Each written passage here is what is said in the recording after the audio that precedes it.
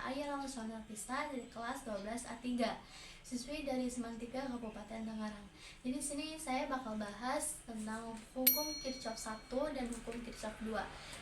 Pertama kita ke hukum Kirchhoff 1 dulu. Nah, bunyinya hukum Kirchhoff 1 itu yaitu jumlah kuat arus listrik yang menuju suatu titik percabangan akan sama dengan jumlah kuat arus listrik yang keluar dari titik percabangan tersebut. Jadi jumlah kuat arus yang masuk ke suatu percabangan akan sama hasilnya dengan jumlah kuat arus yang keluar dari titik percabangan tersebut. Nah, rumusnya itu sigma I masuk sama dengan sigma I keluar. Soal yang pertama, di sini ada arus, ada I1, I2, I3. Nah, yang ditanya ini I3-nya itu berapa? Arus yang keluarnya itu berapa? Nah, di sini kita tinggal jumlahin karena kan I masuk sama dengan sigma I masuk sama dengan sigma I keluar kan. Jadi di sini tinggal 0,5 ditambah 2 itu hasilnya 2,5A. Jadi I3 itu hasilnya 2,5A. Jadi hasilnya itu ini. Jadi arah masuk ini I2, I1 itu masuk, I3 itu keluar. Nah, ini masuk ke contoh soal kedua. Samanya sebenarnya kayak gini. Kalau ini ada 4 arus. Sini ada I1, I2, I3, I4. Nah, ditanyanya I4. Kan sini I1, I2 itu yang masuk, arus yang masuk. I3 sama I4 itu yang arus keluar. Nah, jadi kita tinggal jumlahin lagi.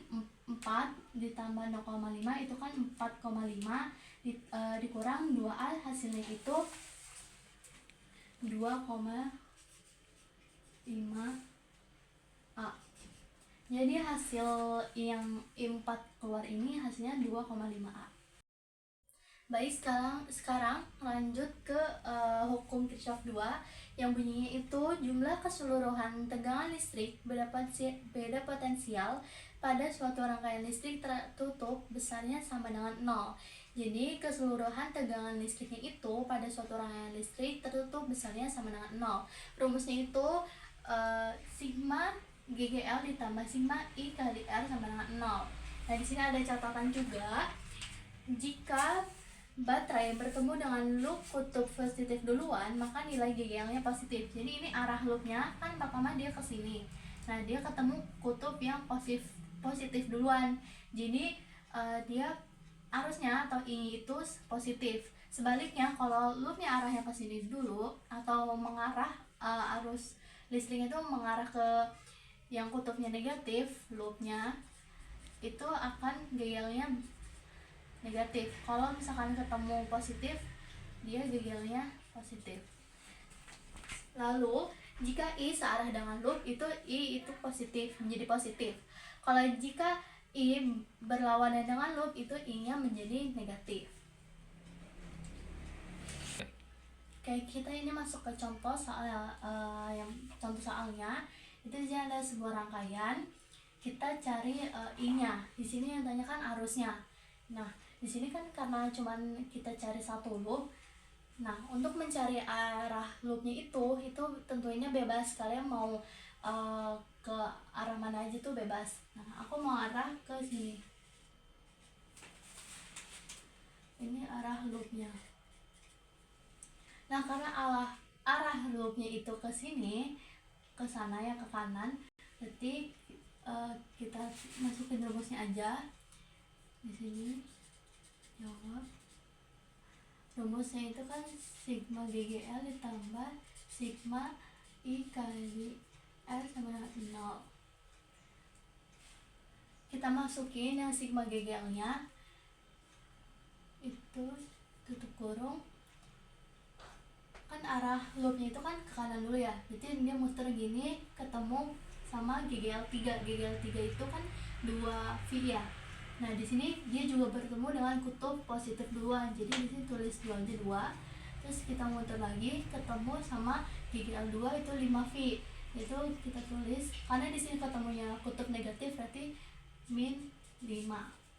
Kita muter lagi ketemu GGL 1 itu 3V. Karena ketemu kutub negatif juga jadi dia jadi min 3. Ditambah I tutup kurung.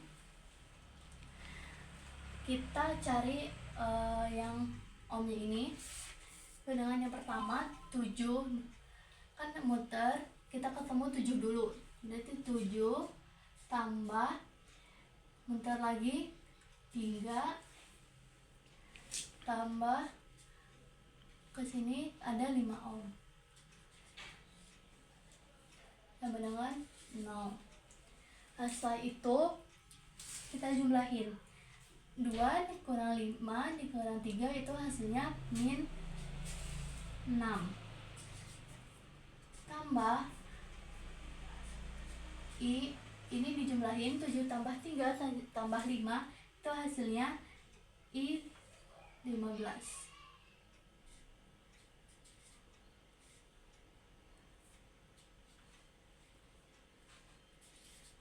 Nah, habis itu kita buat I5 nya itu kita taruh ke bawah lagi, jadi 15I sama dengan min 6 itu pindah ruas, jadi 6.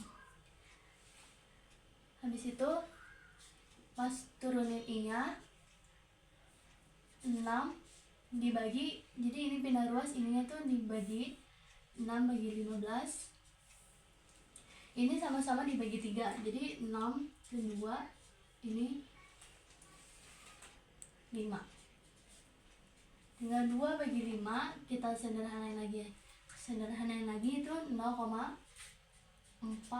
ampere. Jadi hasil dari yang kita ditanyakan I. Nah, hasilnya itu I. I-nya itu 0,4 A. Sekian dari saya. Wassalamualaikum warahmatullahi wabarakatuh.